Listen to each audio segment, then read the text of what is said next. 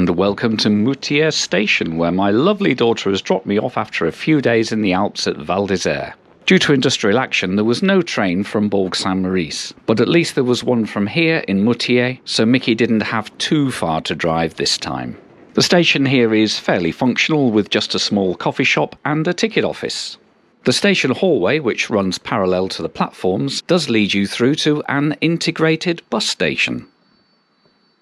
And we'll step out here onto the platform, and here is our train to Chambéry, looking lovely in this morning sun. And our train this morning is an SNCF TER 2NNG regional train. They were built by Alstom on their Caradia duplex platform and delivered between 2004 and 2010. Right, let's hop on board and check out the train. Well, the lower level looks nice enough, but we do need to get up top, don't we? And here we are in a small first class section, but there's almost nothing to distinguish first and second class apart from the moquette on the seats and maybe the legroom. Still, there's flip over tables and the seats are fine for a regional train. There's also retractable armrests, and first does come with a little bit of recline. Well, this support post is a bit chunky, but we are blessed with a mini bin under the table. And above the table is an utterly pointless lamp, designed to make the seating feel premium, although all it really does is create an annoying reflection if you're trying to shoot a YouTube video. Right, let's have a look at the route for this first section. Well, this regional train will follow the River Isère down to Chambéry, and it will call at Notre-Dame-de-Briançon, Albertville, Frontenex, Gracy-sur-Isère, Saint-Pierre d'Albigny, Montmélian, and finally Chambéry Challes-les-Eaux. This section of the journey will be just 49 kilometres or 30 miles long, but it will take us 1 hour and 18 minutes to amble down the valley. And we're off!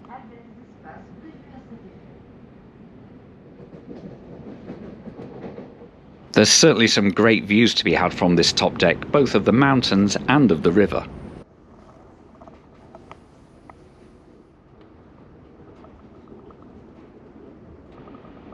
And it's not long before we get to our first calling point, which is Notre-Dame-de-Briançon. And whilst we're stopped here, it's worth noting first class does get a blind, if it works.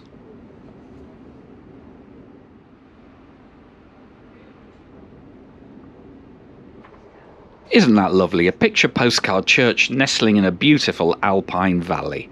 Magic! And now we're treated to a horn symphony by our driver, as he passes a demonstration opposing the proposal to increase the French pension age.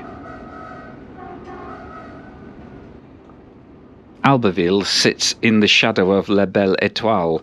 What a beautiful place it must be to live. We also have to reverse here, as Albertville is a dead end, although it used to be a through station with trains going on to Annecy.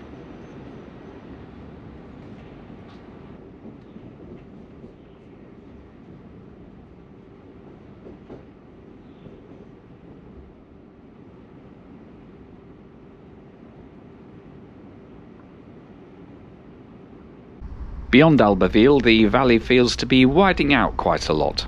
This is not a busy train, especially in first.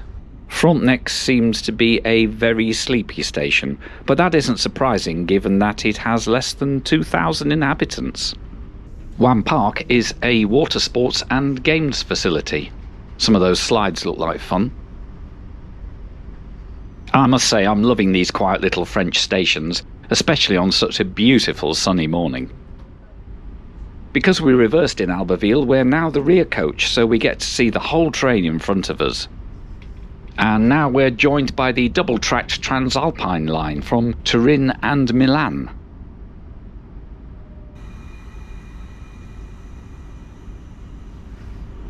Saint-Pierre d'Albigny is yet another cracking little station. All the hills are lovely here, none more so than the Arcluse. And it appears you can hire the Chateau Saint-Philippe for just €2,500 per night. Count me in. The avoiding line to Grenoble peels off to the left just before the Y-shaped station at Montmélian.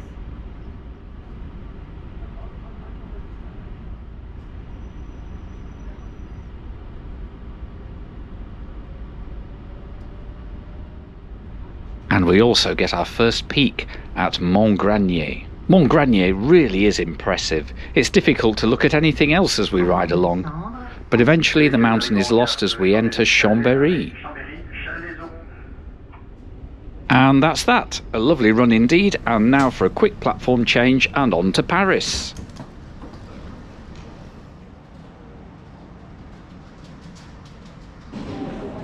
I showed you all quite a lot of Chambéry station on the outward journey, so let's just take a quick walk through, and besides, my train for Paris is due.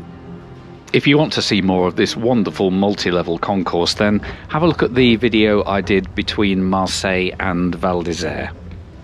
But going this way we get to see the climbing wall again. Nuts!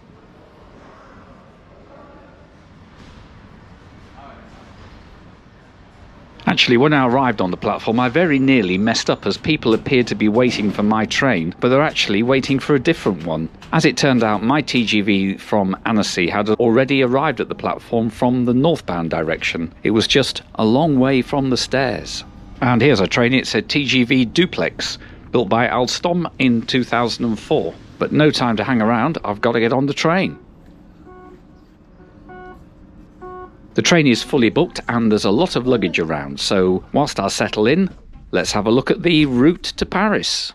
We'll leave Chambéry in a westwards direction until we pick up the LGV Sud-Est, and from there we'll be high speed all the way to Paris with just one intermediate stop at Mâcon Loché TGV. The journey is timetabled to take 2 hours and 54 minutes, and the most accurate estimate I've got for the distance is something around 450 kilometres or 280 miles.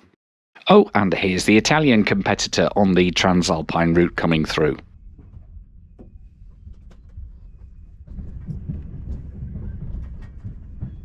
Let's just pause to marvel at Gustave Eiffel's amazing roundhouse at Chambéry.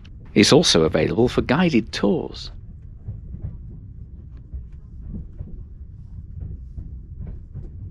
The accommodation on this TGV is more modern than the ones I've ridden on to and from Marseille. My neighbour has just dropped the small table, which is a really neat design. The seats have the armchair comfort of the older TGV interiors, and the full-size tray table is very spacious and sturdy, and as you can see there's both a 2-pin European plug socket and USB ports. Oh, and there's also a fold-down cup holder. There's also a little vanity mirror. The seat back has a coat hook and the window comes with blinds, and if you've brought many devices to plug in, there's even more power supplies down on the side. The armrests are retractable and feature both the reading light switch and the controls for the electric recline. This is a very nice seat indeed.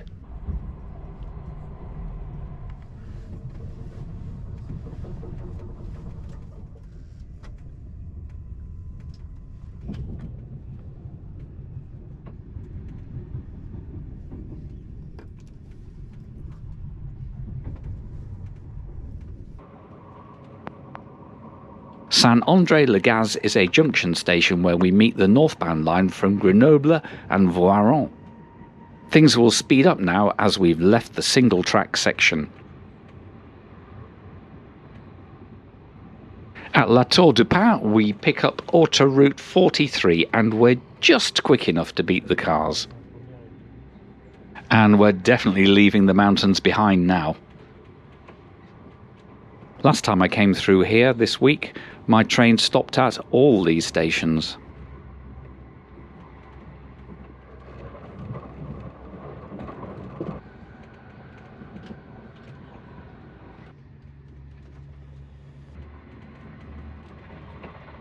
And finally we negotiate the flying junction to join the LGV Sud-Est, and things can really speed up.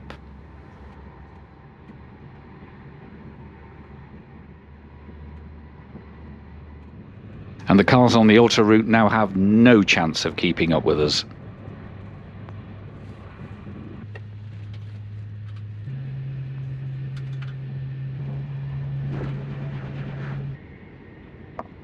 And then one last junction as we are joined by the line coming up from Lyon-Pardieu.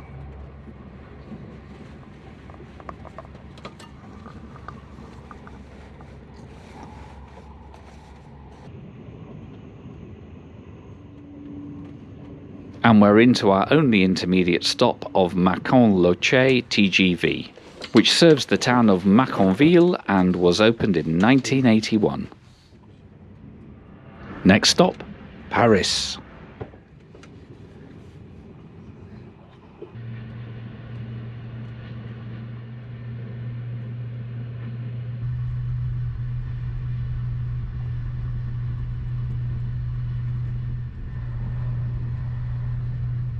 Right, it's time to get myself a coffee, so let's have a little walk through the upper decks. The upper deck seats are identical, but there does feel to be a slightly brighter colour scheme. And beyond is the cafe bar, which is a very nice place to hang out for a little bit of change of scene from your seat. The decor is fine and there's places to stand or stools to perch on. But the best thing to do is to just stare out of the window as France flashes past at about 300 kilometers per hour. You know, it won't be long before we arrive into Paris, so I'd better return to my seat.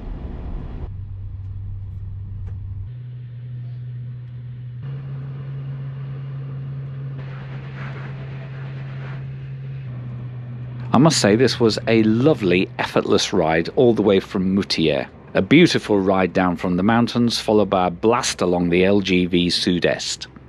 And with reference to cost, I was riding with an Interrail ticket, but if you booked a month in advance, prices could be as low as €54.40 for a second class or €67.40 for first class, which isn't a bad deal in my opinion.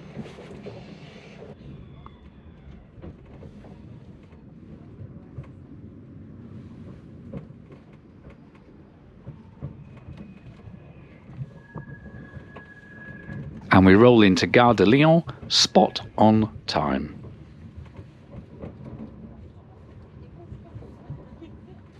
And yes, I guess a scissor lift is the only way that you can restock a cafe bar on a duplex train.